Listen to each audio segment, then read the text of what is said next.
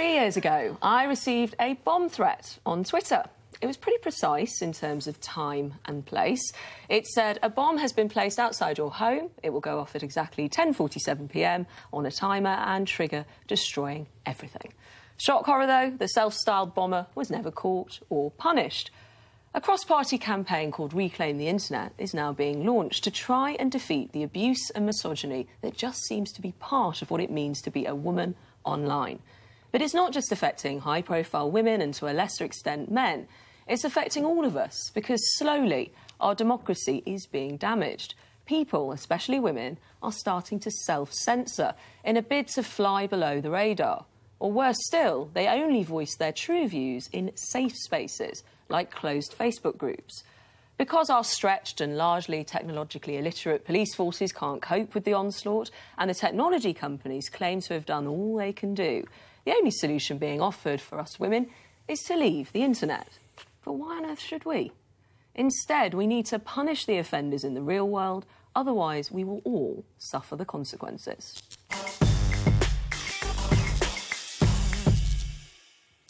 Reclaim the internet, don't waste their time. You will never reclaim it. It's too far gone. It's like the Wild West out there. It's all very well motivated.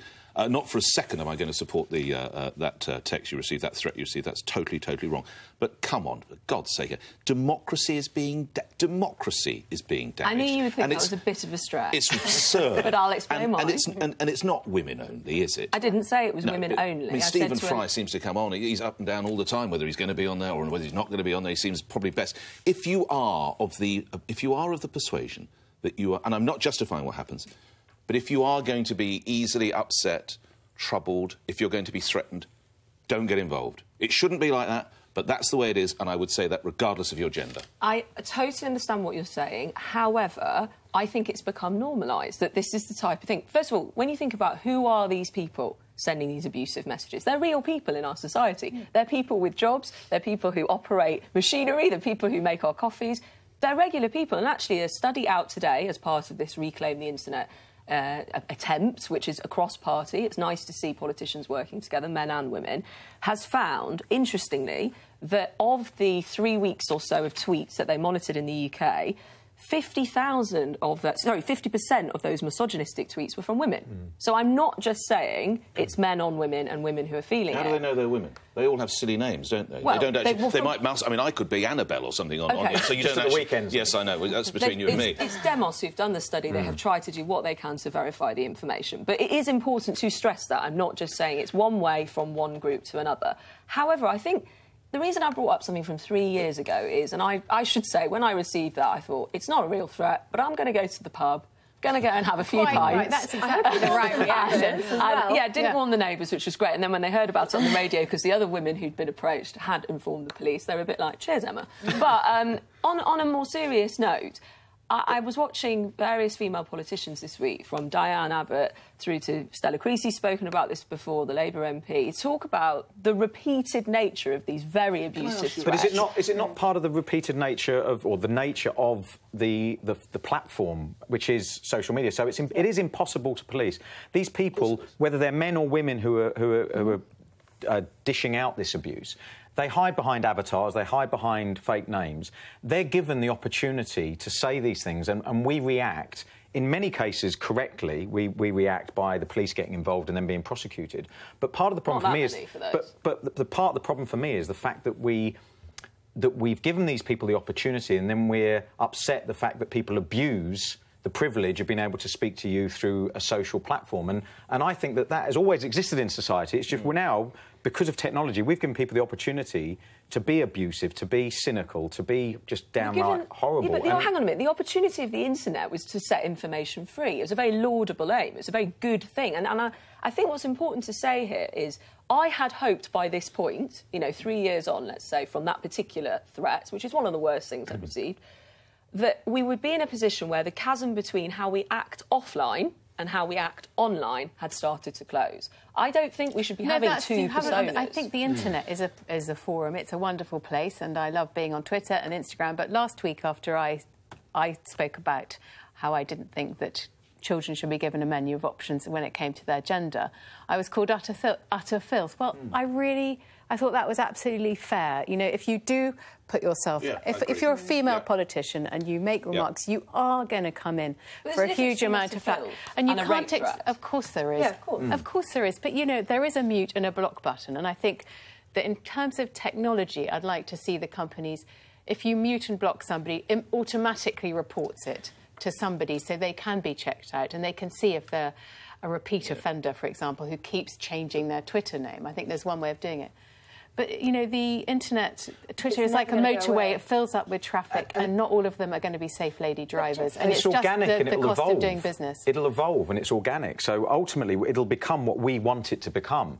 So whether things are acceptable or not is down to the way society regulates social media and the internet. And until we change the way that's set up, I don't think there's any way of dealing with big problems, serious abuse, other than trying to do it after the event. Preventing it is very hard. I think it is often. I think that people, they just become, and we hear this phrase, keyboard warriors all the time. And I read a really interesting interview with a lady who'd been sentenced for trolling. She'd been abusing, I think it was Stella Creasy. She went to prison for a number of weeks. And she came out and they did an interview post her prison spell. And she was saying, do you know what? I looked back at these tweets. Number one, I couldn't even remember sending them. And the stuff that she was sending was disgusting. And it was a woman sending this to another woman, which always baffles me anyway, why women are so horrible to each other. But basically she said, number one, I don't even remember sending it. And then she said she was drunk, apparently. And then number two, then when she said, oh, I don't really mean it, and I didn't really, and I probably wouldn't say it to her face. And I think this is what happens with people. And I don't think it's a gender thing at all. I think men